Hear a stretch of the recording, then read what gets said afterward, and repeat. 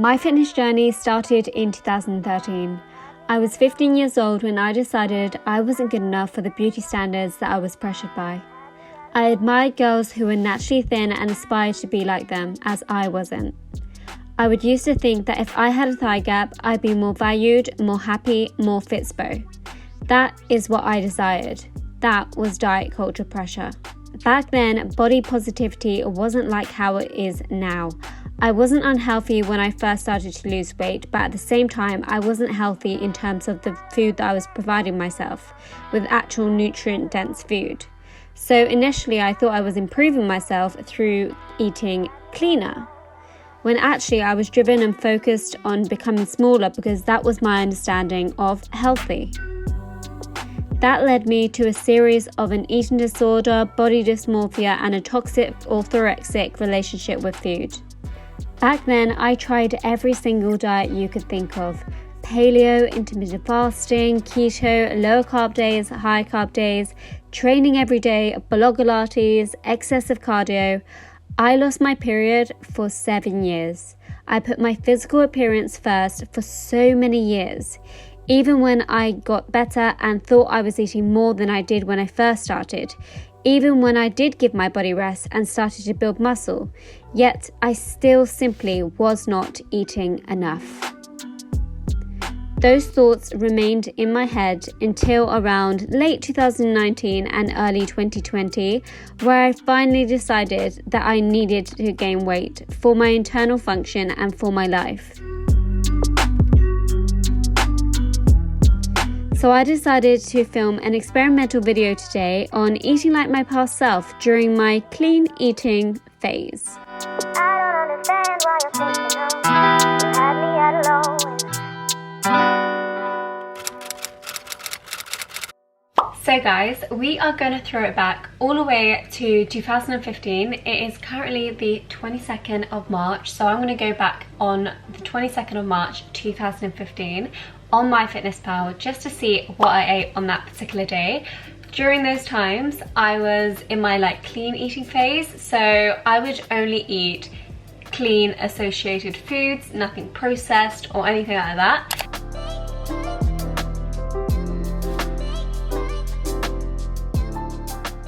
So that's what I'm going to take you through today. Starting off with breakfast, which I was just an oats addict, and that was mainly because I was scared of trying anything else but oats, because I knew that oats were a really healthy option. So I would just have oats every single day, and it would just be a boring plain bowl of oats, which, if you know the Leila today, if you've subscribed to my channel for quite some time and you follow me on Instagram, that is not what I'm all about. I love being creative with my food. I love being fancy with my oats in particular.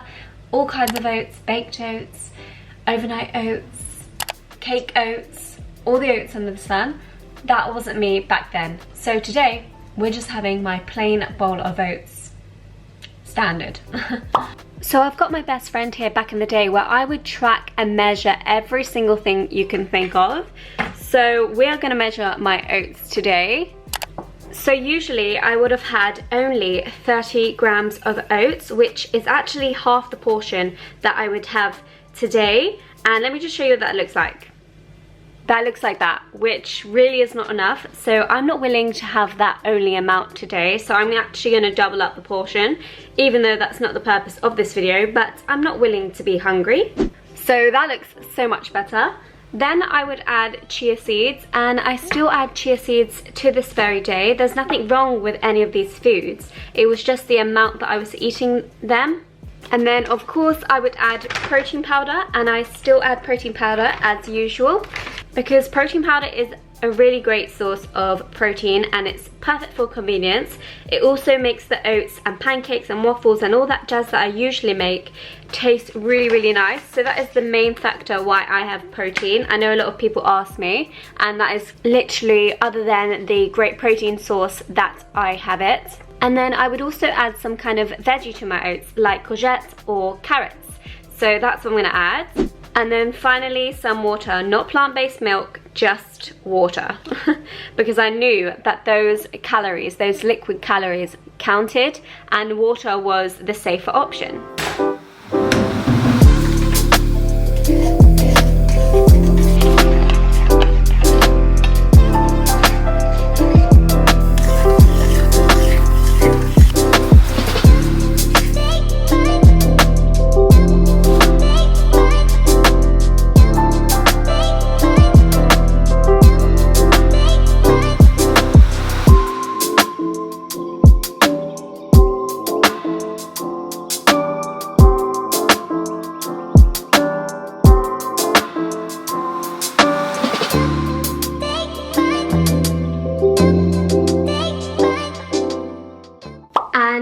is my bowl of courgette protein oats, which I would have every single day without fail. No variety, no spontaneity whatsoever. I would just have some oats with some fruit and some sprinkle of some chia seeds or hemp seeds. So that's what I've got here for my breakfast, except double the portion. And like I said, there is literally nothing wrong with the actual food, because there's no such thing as good and bad food.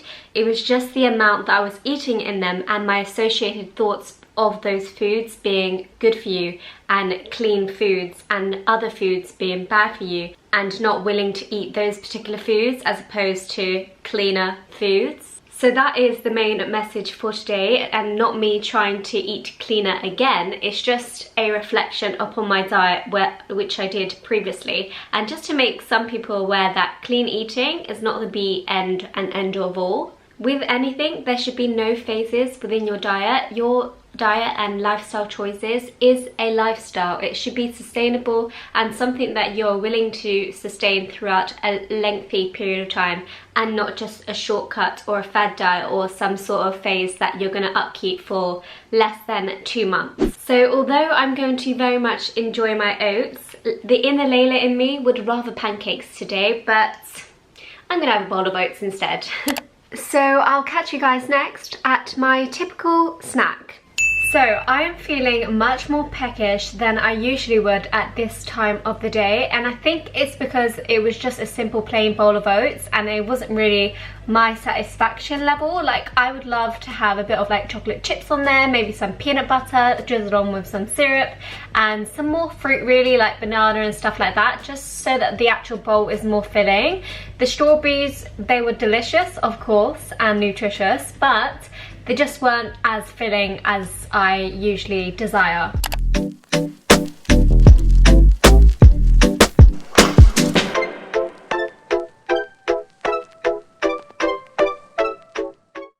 But we're going to continue with the experiment, and we're going to go on to a classic kind of snack that I would have usually had back in the day. So of course it is no secret that I love baking, and I still loved baking then, except I don't know about you guys, if you ever experienced like ED thoughts or you went through an eating disorder yourself. I used to bake, but I would bake to feed my family, like almost that I was getting the satisfaction that they were eating the goods that I wanted but resisted eating it myself. Does that make sense? Because I remember those thoughts really vividly in my head, and they were really toxic. Like, I would resist myself eating the baked goods that I would make. I just enjoyed making them and feeding my family. It was very odd. Thankfully, I came out of that rut, and I enjoy baking and eating all of the goods that I share on my channel and on my Instagram. I eat everything, guys. I eat everything because they're damn good. So if you haven't tried out any of my recipes, I highly recommend it. And one thing that I would usually make are like these banana cookies, and I would make them flourless because of course flour was like seen as a processed food for me. The only processed thing I did have, even when I was clean eating, was protein powder, because I associated with that being really, really good for you and something that would make you lose weight magically. Jokes, it doesn't. So I'm gonna make the actual banana cookies that I actually would have eaten myself, because I thought they were like really, really healthy and really, really good for me, and something that would make me lose weight. It was all just really toxic thoughts. You'll see throughout the video when I'm mentioning like throwback thoughts that it was just all really toxic and just an unhealthy relationship with food in general. So let's get on to it. So I'm gonna start off with a mashed banana. And actually, usually it would have been half a banana, but I'm not going to use half because I'm quite hungry and I want a full banana in these cookies, so there's more than I would have usually had. And then in here I have some desiccated coconut, and I use that as a replacement for the flour. So I'm going to chuck that in there. Then I would have added some cinnamon, some baking powder, and some cacao nibs, because believe it or not, I thought chocolate chips were really bad for you and didn't have any kind of chocolate, so I had to have cacao nibs because they were seen as more clean.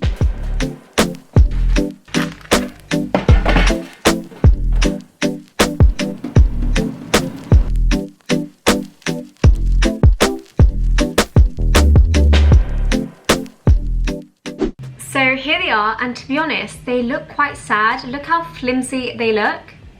That is actually quite sad.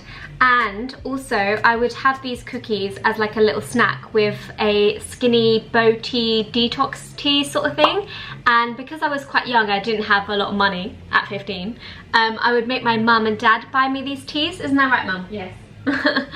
And I would force them to buy it because I thought it was really good for me. And of course they did what I said because they're my parents and they're nice.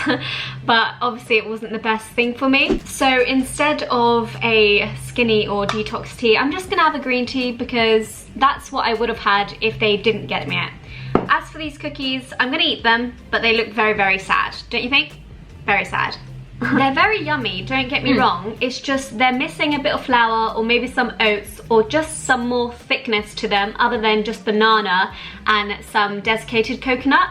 So if you are in this stage where you're just having banana and some desiccated coconuts like I did, you're missing out. Mum, what did I used to eat when I was around 15, when I first started trying to lose weight? Hardly anything. Hardly anything. Is there a dish that you particularly remember me eating? Salad. Salad. Quite sad.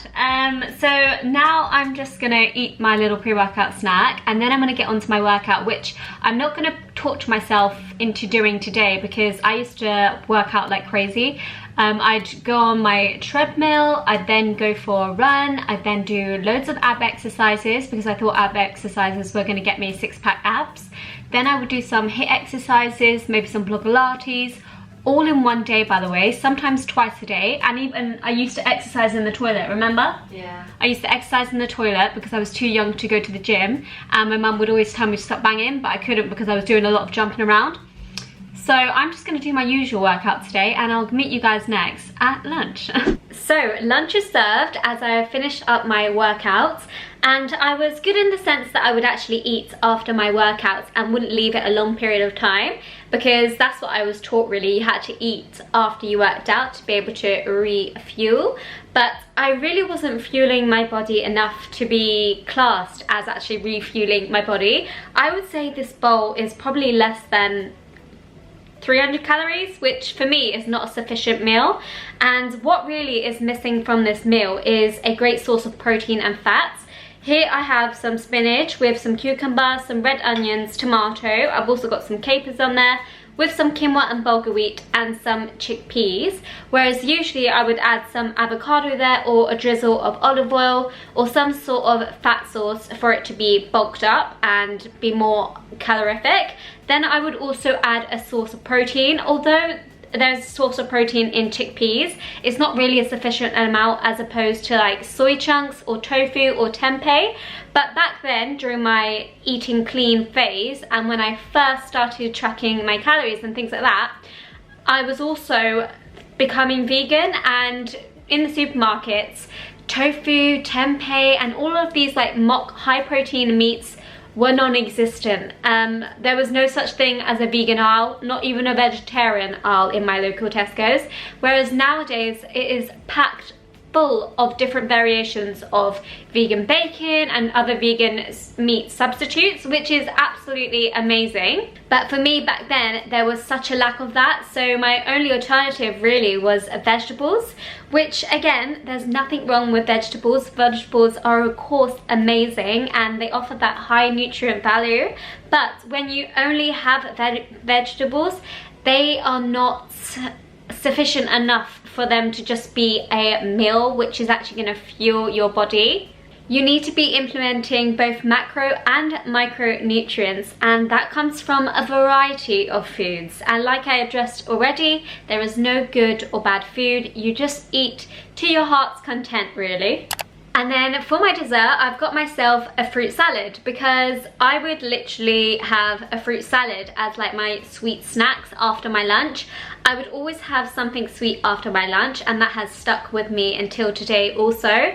But I wouldn't have something sweet after my dinner. So that's the difference from back then to today, whereas now you know that I have something sweet after every savoury meal. So I've made myself here a little fruit salad with some blueberries, pomegranate and kiwis. these were my go-to like mix of fruits anyways. I would always have like a mix of fruit, whether that would be strawberries and blueberries, maybe blueberries and raspberries, an apple or some grapes or something like that. But yeah, that is going to be my lunch for today, and is what I would have had for my lunch back then. When I first started to track my macros, I believed in the fad diet, or saying that you must have like 1,200 calories to be able to lose weight, which is, I hope you know, such a myth. And we're all framed differently. We all require different amounts of fuel and calories and things like that, and you cannot guide someone to eat the same amount of calories as somebody else, because it's just not realistic and it's not a goal to strive for either. But of course, back then when I was doing all the googling and my own research and listening to other girls online, 1,200 calories sounded like the magic amount, so of course that's what I aimed for. Now, I'm not going to be eating that low today because that would actually be torture for me, but you'll probably see near to the end of this video how I'm going to mix it up. So I'm going to have this for my lunch now, and I'll catch you guys soon.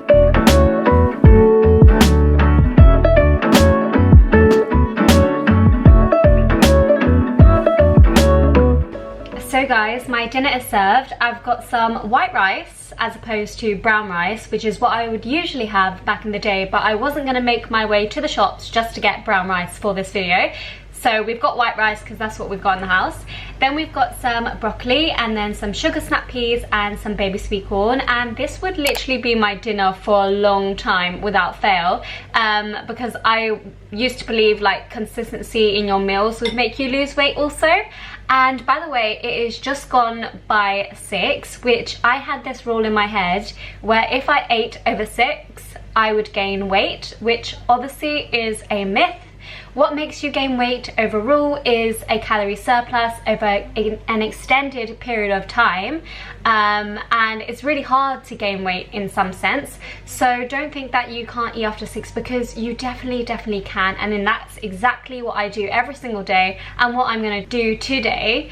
But also, I used to have no dessert after my dinner, like I mentioned, so I'm gonna make us a nice dessert to have after my dinner today, because Leila without dinner dessert is not a Leila, let me tell you. So I'm gonna make us pancakes, which is what I was craving in the morning, so we're gonna satisfy that need.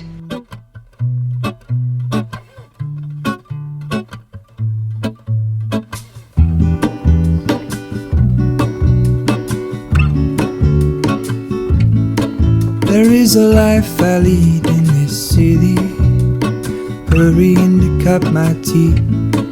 I can take what I need to get by, it doesn't make it easy. The other piece of my heart moves slow, somewhere in the great unknown. When I return from the afterglow, will you carry me like I am whole again? Wait, hold on, put me together, take me back where I belong. So guys, can we take an appreciation and look at this? This is the Leila we know today, and this is the Leila that I love. I'm all about having what you want and what you like, whatever day and whatever time it is. So I'm going to thoroughly much enjoy this after my dinner. You just really can't beat Biscoff, can you? And how was I really gonna go a day or a video without Biscoff? The 2 and 2 don't really just go together, so it had to be done. As for this veggie bowl, I will very much enjoy it too. I might even drizzle on some hot sauce, because I used to think that sauce was the enemy and I wouldn't sauce anything. So hot sauce is looking like something I'm gonna drizzle on top too, because this is looking very boring and very bland, to say the least. Also, I do really love vegetables though, so that's why I always used to have like a load of vegetables on my plate, because I actually do love vegetables. So I'm going to enjoy this as much as the pancakes, but the pancakes are going to be better, let's be honest. And this is what I'm going to end the video on, guys. So if you did like this video, let me know by giving me a big thumbs up. Subscribe to my channel if you would like to see more from me, and I will see you in the next one. Bye. So I'm just going to leave you guys on this. I didn't think I was the type to develop an eating disorder, as I always considered myself to be a foodie.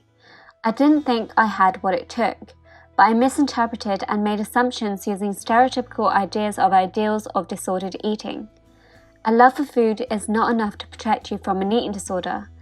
Thoughts I had were, I can't eat, I know I need to, but I can't when I consume the calories I consumed for the day, even when I was hungry. Your ideal weight is where you don't have to live with an eating disorder to sustain it. Your body functions properly, you don't abuse movement, punishing yourself with exercise, you value the quality of your life over the quality of your appearance, you can say yes to dessert without a second thought, go on a spontaneous picnic and not be consumed by not consuming. My boyfriend was a big part of me reflecting on my thoughts. These were his view from his aspect when he first met me until now. So when I first met you, I thought that you were in the right place body-wise, but early on I noticed that you had a very strict mindset with tracking, and you wouldn't have any snack of any sort unless it fit in with your calories, or if you saw it as unhealthy, you wouldn't have it at all.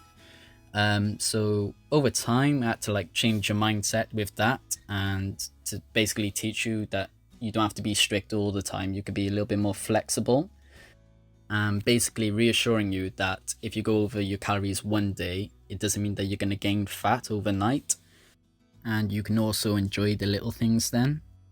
But when your Instagram started to grow more, that's when I would say that you probably went off course a bit. And because I'm a PT, I noticed little things quite early on, so I could see that your eating disorder was creeping back over time, even if you didn't notice it at the time. And that's when you began to have a obsession to have abs. I can remember you telling me that you thought it would impress me, where I've always told you that I'd rather you looking healthier than to have abs. So this would have been the same time frame where your calories would have been really low, and at certain points you would be so happy saying that, oh look, my bum's grown and stuff like that, where in reality you would have just lost size off your legs and upper body, so it just appeared that way. And personally, this is where I would say social media is to blame. So I told you in the past before, social media could be helpful to so many people, but at the same time it could take over people's lives to the point where in your head you have a certain expectation to hold. And there was a point in time where you were at your worst, I would say. For example, your spine was showing, you were very bony, constantly cold, even when it was warm weather. And people would be commenting on your posts the same recycled comments you see every day, like, oh my god, you look amazing, or your goals, and so on and so on. And I could just remember I would get so annoyed at these comments because your body changed for the worse so quickly, and no one was checking up on you, but instead they were kind of encouraging it by doing those sort of comments. So again, I had to have another serious chat with you then, and even though it might have been hard for you to hear, I think it was a bit of a wake-up call to you. So later down the line, you pretty much came up to me and said how you want to get stronger and you wanted to grow a bit more, and honestly it was a blessing because you actually wanted the change really. But even then I would give you a new sort of target to follow, and you would have been following it, and you was eating more, but all the time I would see on your stories that you're constantly uploading how many steps you've done in a day, or just showing that you've been going up flights of stairs in your hospital all the time. And in a way that's kind of compensating for the amount of food I've given you. So you might have been eating it at the time, but you're also doing more subconsciously to burn it off, if that makes sense. But the last few months you've changed massively for the good, even to the point where you even uploaded a video on YouTube admitting and being honest of how you done things wrong in the past, and that was pretty brave to do, especially showing it on such a massive scale. But I would say right now you're in like a really, really good place, like physically and mentally. And I'm like constantly reminding you like how proud I am of like how far you've come, and you're literally like starting to finally take note to like what I'm saying, and you're actually learning stuff. So yeah, you're doing good. Big thumbs up. We're starting to make some progress now, and now gyms are back open, well, hopefully soon. We're gonna keep making that progress.